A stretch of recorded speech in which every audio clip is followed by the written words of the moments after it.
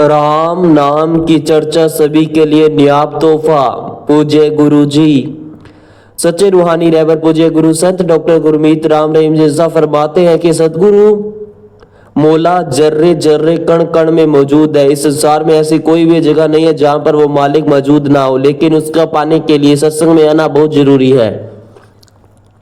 जीव जब तक सत्संग में नहीं आता तब तक उसको उस परमपिता परमात्मा के बारे में कुछ पता नहीं चलता। जब तक सत्संग को सुनकर उस पर अमल करेगा तभी से वह उस मालिक के दर्श दीदार के काबिल बनता चला जाएगा।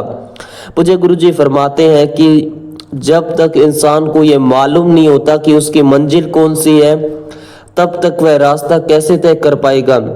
वही केवल अपनी मंजिल को तय करके ये रास्ता खोज सकता है। उसी तरह जब इंसान सत्संग में आता है तभी उसे पता चलता है कि उसकी मंजिल कौन सी है, जिंदगी का क्या मकसद है, वह उसे मनुष्य जन्म क्यों मिला है। पूज्य गुरु जी फरमाते हैं कि सत्संग में आने से ही उसका रास्ता मिलता है तथा उस रास्ते पर चलते हुए आप अपनी मंजिल तक पहुंच सकते हैं। वो मंजिल अल्लाह वाहिगुरु मालिक है, वह उस तक पहुंचने वाला रास्ता गुरु मंत्र है। अगर इंसान सत्संग सुनकर उस पर अमल करे तो उसका बेड़ा पार हो जाएगा। जब तक इंसान सत्संग नहीं सुनता उसका मन तब तक नहीं मानता नहीं है तब तक उसका मन, अगर उसने सत्संग सुन लिया तो उसे मानना भी जरूरी है।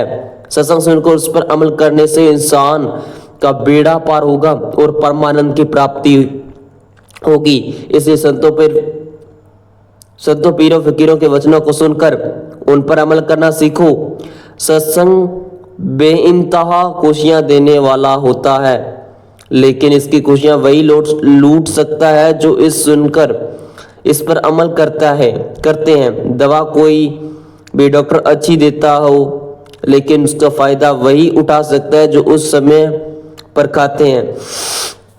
अगर इंसान दवा को डॉक्टर से खरीद कर वैसे ही रख दे तो इससे उसको कोई फायदा तो नहीं होने वाला। पूज्य गुरु जी फरमाते हैं कि संतों के वचनों को सुनने वाले जीव बहुत भाग्यशाली होते हैं। अगर जीव उन वचनों को सुनकर उन्हें मान ले तो उसके जीवन में न अंदर कोई कमी रहती है ना बाहर।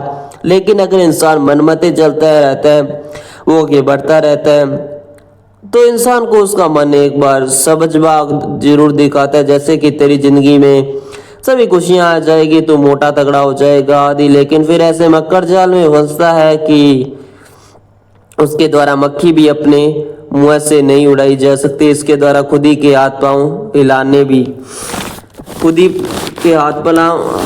भी अरे वाह यार मुश्किल हो जाते हैं। वह परेशानियों में पकड़ कर सभी लज्जतें भूल जाता है। इसलिए संतों के वचनों पर अमल करना सीखो। अगर आप मनमते चलोगे तो एक ना एक दिन आपको मुंह की जरूर खानी पड़ेगी।